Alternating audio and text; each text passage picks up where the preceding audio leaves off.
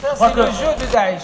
Le jeu de Daesh, c'est que tout le monde peut prendre du Coran ce qu'il veut, l'interpréter comme il veut, Oui. et aller faire ce qu'il veut. Si on applique ce que dit notre frère Ousmane, le Coran est clair, harmonieux, ce que fait Daesh est légitime finalement, puisqu'ils disent le Coran est clair. Dieu dit dans le Coran, وَاقْتُلُوهُمْ حَيْثُ ثَقِفْتُمُوهُمْ. Oui. Et ils utilisent que cet outil-là, il est clair. Pas d'autres outils, le contexte, etc. Alors là, il est clair. Assalamu alaikum, alaikum, yeah. Assalamu alaikum, alaikum, yeah. Assalamu alaikum. Bismillah ar-Rahman ar-Rahim. Salam alaikum wa rahmatullah, c'est Ahmed. Salam alaikum, c'est Ahmed.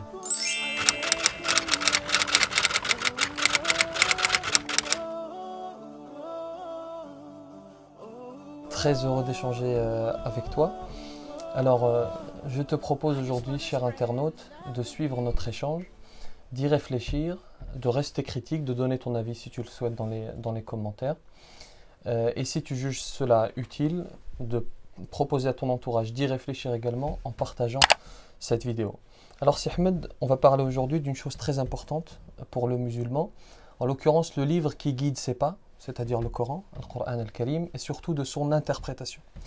Et on va essayer de répondre à la fin de la vidéo à la question suivante. Est-ce que toi qui regardes cette vidéo, musulman lambda, et c'est pas péjoratif, est-ce que tu es capable d'ouvrir le livre et de l'interpréter et de révéler le sens que Dieu a voulu nous transmettre? Pour ce faire, j'aimerais, si Ahmed, que l'on revienne sur un échange que tu as eu il y a quelques semaines avec Ousmane Timéra.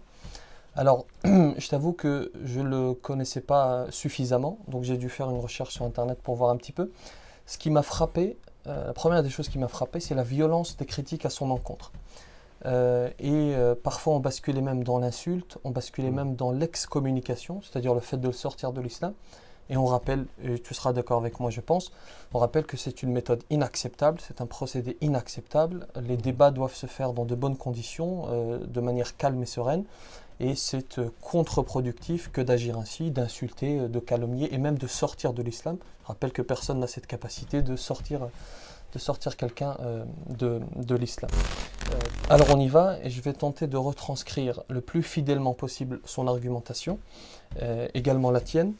Et alors il dit d'abord ceci, il dit à un moment donné du débat, je suis contre l'interprétation. Interpréter, c'est imposer son avis. Le littéraliste a interprété à sa sauce, ensuite il dit c'est la lettre. Moi je suis contre l'interprétation. L'interprétation c'est d'imposer son avis personnel.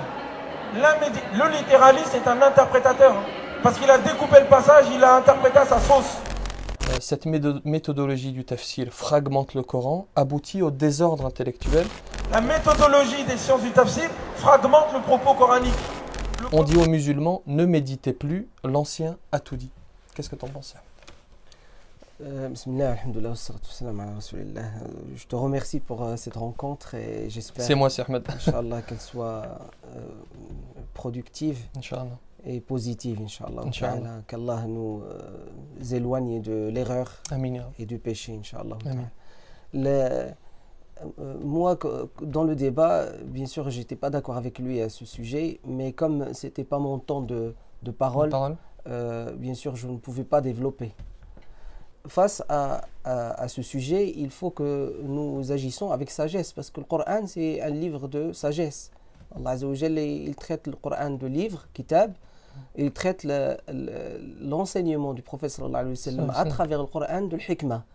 هو الذي بعث في الأميين رسولا منهم يتلو عليهم آياته ويزكيهم ويعلمهم الكتاب والحكمة.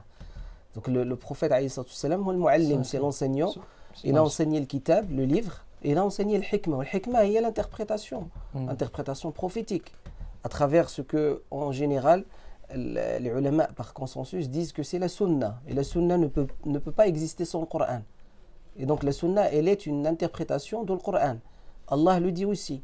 Il dit لِتُبَيِّنَ لِلنَّاسِ مَا نُزِّلَ إِلَيْهِمْ, pour montrer aux gens clairement, c'est-à-dire avec ce que tu es en tant qu'être humain, que ce qui t'a été révélé est à eux, ce qui a été descendu pour eux, et il est un mode de vie, une manière de vivre humaine. Donc et toi, tu es l'être humain Mohammed qui est capable de le pratiquer. Donc le premier, en gros, qui a interprété le Coran, c'est le prophète sallallahu alayhi wa sallam. Parmi les êtres humains. D'accord. C'est lui. Et qu'est-ce que tu penses donc de interpréter, parce que notre frère Ousmane, en fait, lui, il est, en essayant de retranscrire le plus fidèlement, encore une fois, son argumentation, il est contre l'interprétation. Pourquoi ? Parce qu'il dit, il essaie de prouver cela en disant, interpréter, c'est imposer son avis. Moi, en l'occurrence, je ne suis pas d'accord avec ça. Interpréter, pour moi, c'est donner une lecture, mais ce n'est pas de dire Dieu a dit ceci, non. C'est ce que j'ai compris de ce que Dieu a dit. L'interprétation, quand est-ce qu'elle est interdite ou qu'on n'en veut pas, lorsqu'elle est erronée. Et erronée, ça veut dire tordre le cou des textes, comme disent certains savants, ou bien les sortir de leur contexte, ou bien découper le Coran en morceaux, en fragments, hein, et prendre le fragment qui me plaît, selon mon hawa, ma passion, et l'utiliser comme quoi c'est mon appui. Je deviens moi le guide du Coran, non pas le Coran qui est mon guide. D'accord. Par contre, dire que c'est imposer son avis. Imposer son avis, là je ne suis pas d'accord avec lui, mais vraiment pas du tout d'accord. Parce que nos exégèses que nous étudions ne sont pas l'exégèse d'un seul exégète. Quand vous prenez n'importe lequel, l'Alousi par exemple, si je cite, ou le plus petit des tafsirs, des exégèses, les rois de Cheikh Abou Bakr Jabir al-Jazairi, par exemple, vous trouverez qu'il cite les exégèses des autres exégètes d'avant. Les exégètes utilisent les exégèses qui existent. Et l'interprétation. Mais de toute manière, c'est Ahmed, lorsque le savant finit son œuvre, il n'est pas là pour l'imposer, il est là pour la proposer aux musulmans. Jamais un savant n'a dit j'impose mon avis. D'accord. Et il y a aussi cette question du clergé, parce qu'à chaque fois que tu essayais de dire cela, de dire nous avons des savants qui ont fait des exégèses, alors ils ne l'imposent pas certes, ils proposent leurs exégèses, lui avait cet argument de dire oui mais c'est le clergé. On avait un peu cet épouvantail, à chaque fois qu'on veut dire non nous avons des savants qui ont interprété, son argument c'était de dire ça c'est le clergé, on met ça de côté puisque c'est un clergé. Qu'est-ce que tu peux nous dire Non, déjà le terme clergé, ça vient d'une autre religion. Oh, oui, bien sûr. C'est un terme purement catholique, on va dire, ou chrétien. L'islam n'est pas une religion cléricale. Car le clergé, c'est quoi? C'est un être humain qui a atteint le degré de la sainteté et de la pureté chez les chrétiens, par exemple, et les catholiques en l'occurrence, et qui a atteint un niveau de sainteté que sa parole devient immuable. Exact, c'est ça, d'accord. Ça, on ne l'a pas, nous, en islam. On n'a pas ça. Mais justement, enfin, lui, ce qu'il veut dire, je pense, en tout cas, c'est l'interprétation que je fais de son propos, c'est de dire, en fait, à un moment donné, comme il s'agit d'un grand savant, comme on dit, etc., alors sa parole est intouchable, alors ils ont tout dit, nous n'avons rien à dire, etc., il faut se soumettre, c'est un peu l'idée du clergé. Les savants, ils disent, réfléchissez, et regardez notre parole, et vérifiez. D'accord. C'est important de faire cette explication. Bien sûr, lorsque tu as les 4 grands maîtres qui ont fondé les 4 grandes écoles du sunnisme, tous s'accordent que leur parole, si elle contredit la parole du prophète, c'est-à-dire leur interprétation, leur propre effort, ijtihad, ben, rejetez-la contre le mur, il dit l'imam Malik carrément. D'accord.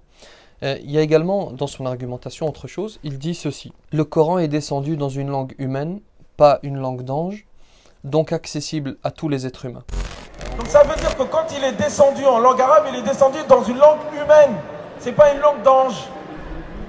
Donc c'est accessible à tous les êtres humains, soit en apprenant la langue arabe, soit en la traduisant. Oui, il est accessible à ceux qui font l'effort pour avoir cette accessibilité. Il est accessible. Vous ne pouvez pas accéder au 3e étage sans passer par... En gros, n'importe qui peut interpréter le Coran. Pour être précis, lui, il ne dit pas interpréter, parce que je t'ai dit au départ qu'il disait interpréter, c'est non. Il dit plutôt méditer. Et toi, tu as répondu, j'ai trouvé ça intéressant, tu as répondu oui, ceux qui font un effort pour atteindre cette accessibilité. Et tu as dit également, vous ne pouvez pas arriver au 3e étage sans passer par le 2e ni par le 1er. Et je rajoutais, effectivement, il faut des outils. C'est responsabilité, c'est une immense responsabilité. Et c'est pas forcément, c'est pas uniquement, surtout pas uniquement la langue arabe. C'est bien d'autres choses, c'est la science religieuse, mais c'est également, je pense, aussi des sciences profanes. Parfois, pour comprendre un verset, on a également besoin d'étudier la physique dans certains cas. Dire que le Coran, le noble Coran, n'a pas été révélé aux anges, ça c'est la vérité. Personne ne contredit cela. Bien sûr. Il a été révélé dans une langue humaine. Dans une langue humaine, très bien, mais c'est la parole d'Allah. Subhanallah.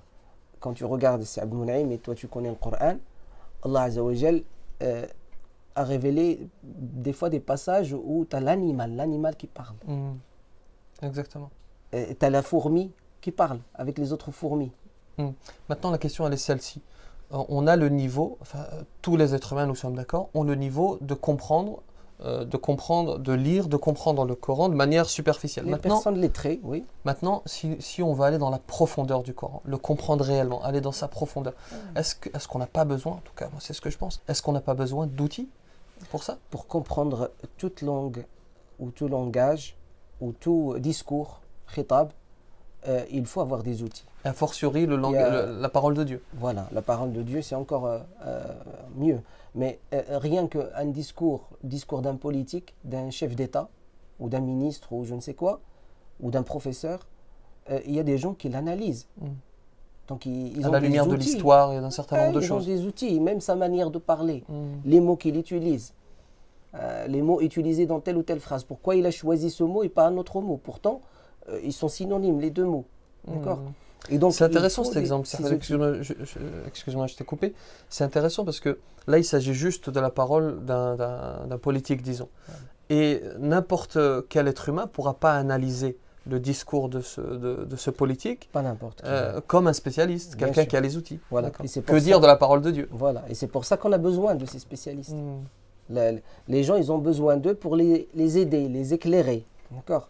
D'où le premier spécialiste, c'est le prophète Mohammed alayhi sallam. C'est lui le premier spécialiste, awwal al-muslimin, qui a éclairé les autres musulmans, qui les a éclairés au sujet de ce qui leur a été descendu. Après, la question des outils. Il n'y a pas que la langue arabe comme outil. La langue arabe, c'est l'outil principal c'est la clé, comme j'avais dit. Nécessaire, mais pas suffisante, la langue arabe. Voilà, qui va ouvrir la porte de quoi? Des autres outils. C'est comme si tu as une caisse pleine d'outils et tu as la clé pour ouvrir la caisse. Donc tu ouvres avec la langue arabe, tu ouvres la caisse et tu as plein d'outils. Et parfois tu as des boulons, il leur faut une pince spéciale. Une vis, il leur faut une dévisseuse spéciale. Pour continuer ton exemple, pour aller dans ton sens, cette ouverture de porte, comme tu dis, par la langue arabe, n'est pas la même qu'une ouverture avec une traduction de la langue arabe. Nous sommes d'accord.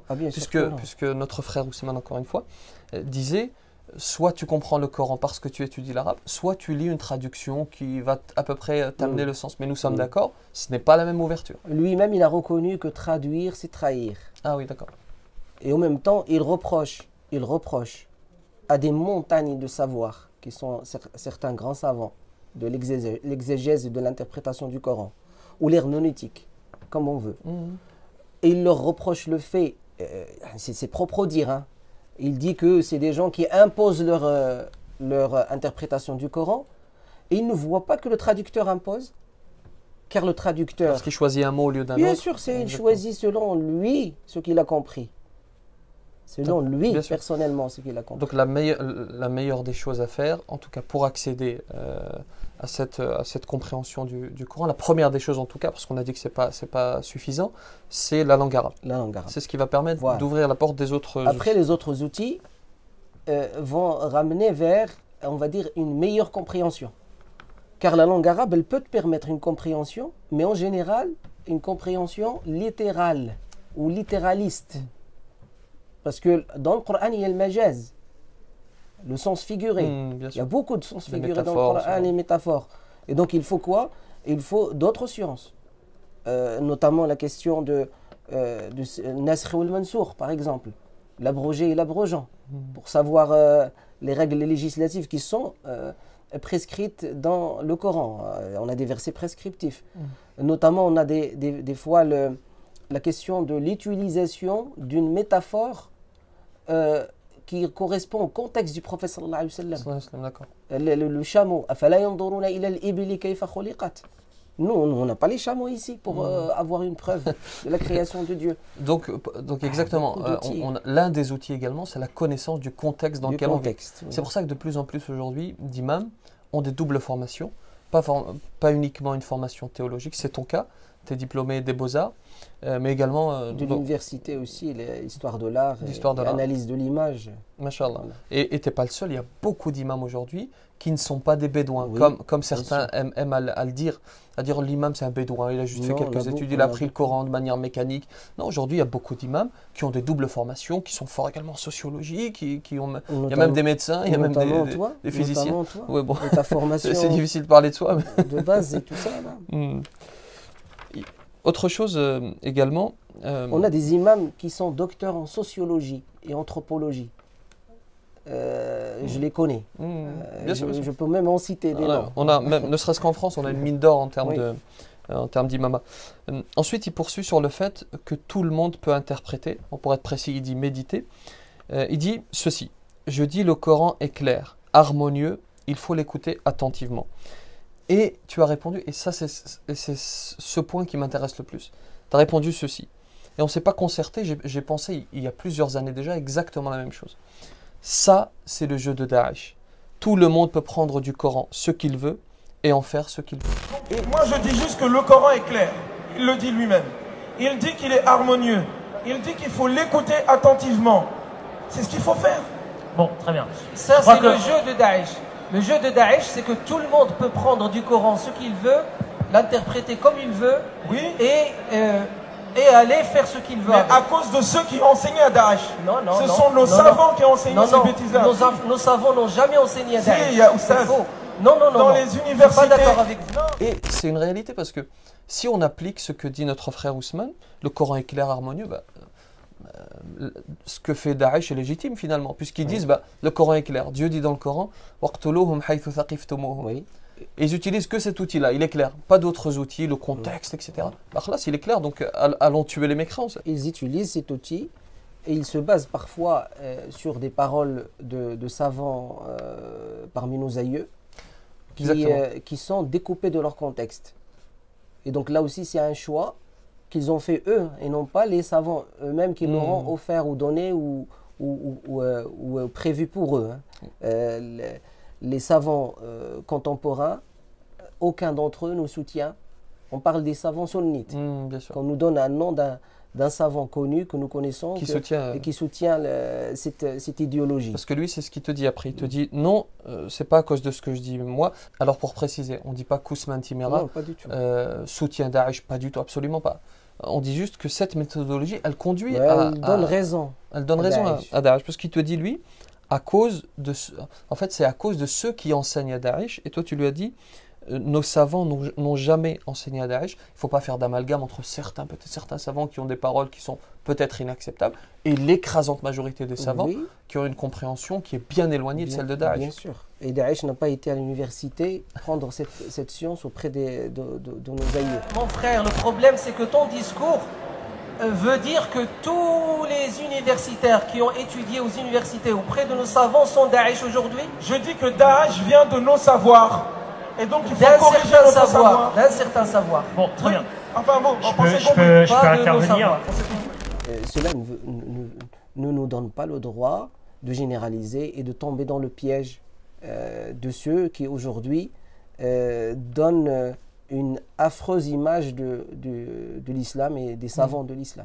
C'est-à-dire, si aujourd'hui on discrédite les savants de l'islam, notre frère Timéra lui-même est discrédité.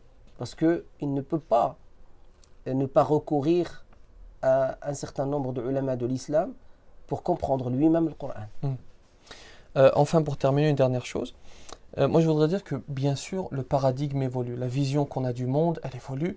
La vision qu'on avait en 1980, ce n'est pas la vision qu'on a aujourd'hui, qu'on a en 2017. La vision, donc a fortiori, la vision qu'on avait en 1800, en 1700, ce n'est pas la même qu'on a aujourd'hui. La question qui subsiste, en fait, c'est qui, pour réformer, non pas le texte, parce que le texte est sacré, c'est la compréhension qui ne l'est pas, qui pour réformer cette compréhension. Et je disais dans un prêche dernièrement que on trouve évident que le boucher ne peut pas mener une opération à cœur ouvert, mais on ne trouve pas du tout étonnant que n'importe lequel d'entre nous qui a un tant soit peu de connaissances va venir et va commencer à réformer l'islam, à interpréter l'islam, à dire... La réforme elle-même, ce n'est pas n'importe qui va faire la réforme. Il faut être spécialiste dans n'importe quel domaine, que ce soit la science religieuse ou profane. N'importe quel domaine. Tu veux faire une réforme dans la politique. Combien de partis politiques fait sa réforme? Combien de présidents de la République promet la réforme? On est à quelle République maintenant? La 5e République. Elle n'est pas la réforme de celle qui l'a précédée. La 4e, exactement. Et donc, vous croyez que les gens qui sont au Parlement, qui représentent le peuple, c'est le peuple lui-même qui a commencé à faire la réforme, et n'importe qui va la faire. Ce sont des spécialistes qui doivent faire cette réforme, et ce n'est pas n'importe qui. Pour résumer un petit peu, pour terminer et résumer ce qu'on a dit, l'interprétation du Coran est faite par des êtres humains, oui. Puisque la langue qui est utilisée par Dieu, c'est la langue arabe, c'est une langue humaine effectivement, mais pour pouvoir interpréter ce Coran, il faut des outils. Le premier de ces outils, c'est la langue arabe. Elle n'est pas suffisante, indispensable mais pas suffisante, et il y a un certain nombre d'autres outils qui doivent être utilisés, sciences religieuses, et nous sommes d'accord, sciences profanes. Profane aussi. C'est Ahmed Barakallahu fik pour cet échange. Allah yabarak fik. Assalamu alaikum.